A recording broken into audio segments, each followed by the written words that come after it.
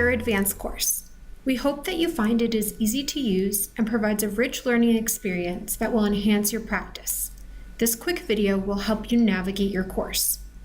When you first log in, you will see a dashboard of your courses displayed as different colored boxes. Click on your course to get started. Once inside your course, you can use the main menu to navigate. Start with the introduction.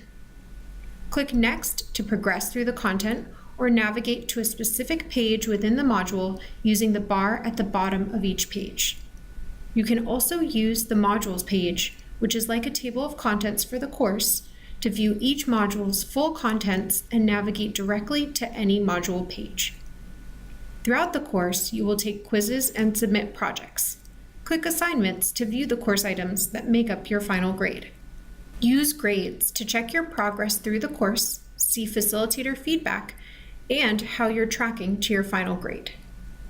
Here are a few other features you'll want to know about. First, you can download the book chapters and reading excerpts that appear in the modules. Simply click Download at the top of the chapter and save the file to your computer. Second, there's an FAQ available to you in the left-hand navigation. Questions you have may be answered here, or you can contact us at advancesupport@corwin.com.